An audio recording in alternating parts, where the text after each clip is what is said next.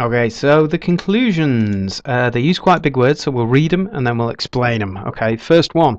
Sensitivity to environmental hot cues plays a significant role in an individual's ability to suppress actions towards alluring cues. Okay, so sensitivity to environmental hot cues. Environmental hot cues, how sensitive we are to a smiling face, for example, or a cookie.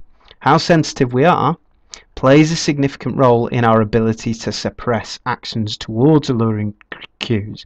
Now, where does that sensitivity come from?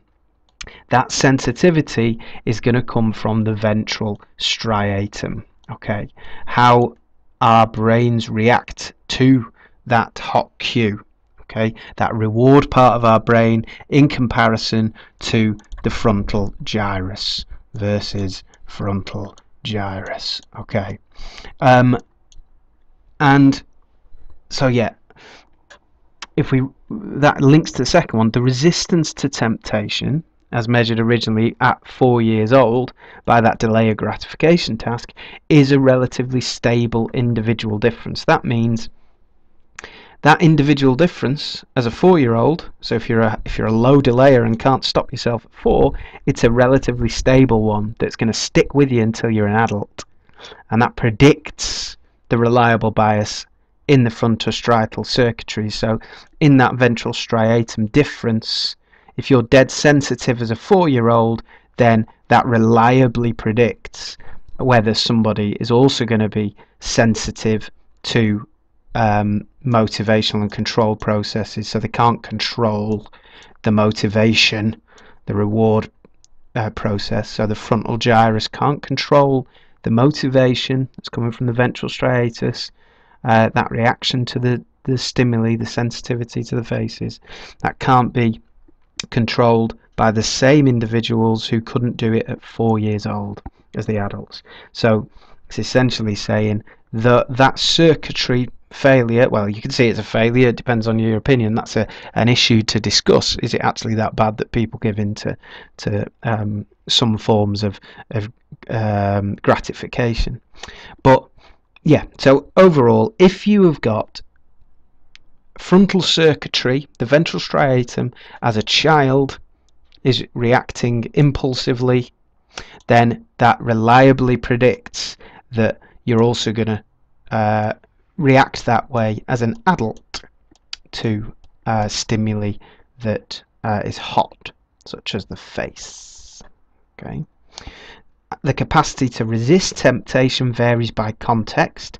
In other words, what's a male and female face doesn't have an impact between the high and low delayers, but when it's a happy face, when it's a more tempting stimulus, then that will be more predictive of how that individual difference in their ability to regulate their behavior reacts. So yeah, these 4-year-olds who were low delayers aren't going to be affected by everything, but they are going to be affected by some stimuli, like the smiley faces. Okay, so the context, the thing that you are faced with does impact whether you can resist it or not. Behavioral correlates of delayability are a function not only of cognitive control but also of the compelling nature of the stimuli that must be suppressed. So again, that's reiterating there. It's not just about these 4-year-olds can't have no control. It's about how compelling is the stimuli. Okay, we're particularly drawn to the smiling face rather than the fearful face. It's an appealing stimuli. Okay, so it depends on the stimuli that needs to be suppressed as to whether we can suppress that urge to react to it, to press go when we should be pressing. We should just be leaving it.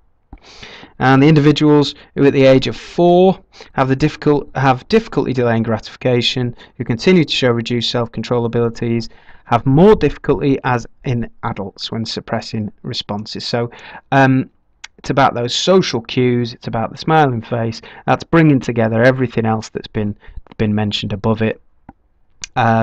But that's an important claim that the researchers are making. If you have got a problem at the age of 4, or what society deems to be a problem at the age of 4, then you're going to have difficulty delaying gratification later on. Okay. A word of warning though, remember they only used people who were at both ends of the scale here. Okay, the very low delayers and the very high delayers. The other people who were in the middle, who might have actually shown an ability to control their urges as they got older, they weren't invited to take part because they weren't at the extreme ends of the scale. Okay, so that's worth bearing in mind, whether there's some important nurture arguments that are being made there that are missed out. That brings us to the debate of think about this in terms of nature nurture. It is a study that is arguing nature brain function from a very young age can predict the ability to resist impulsive stimuli later on, or tempting stimuli later on. So it's quite a big claim. Imagine if you were the type of person who wanted to stamp out these behavioural issues in childhood. You know, if you were very draconian, then you might say from this study, right, let's identify individuals who are at risk, 4-year-olds, and put them into intervention strategies. And there are obviously quite a few problems with doing that, potential problems. Free will versus determinism. For the legal system, should we sentence people who failed a cookie test when they were little to as high a sentence if we can say, well, look, these people were always going to struggle from when they were little, so can we really blame them for the crime that they commit if it's their nature? Okay, so if their behaviour is being determined, can we really blame them? All right, so there we go. Quite a lot to digest. It's a big study. It's probably the most difficult study on the AS syllabus, so yeah, make sure you go over it, summarise it, and draw it, perhaps use visual imagery, and there we go. Delay some gratification and you'll do well on the exam. There you go. Get that frontal gyrus working. Okay, thanks everybody. Bye.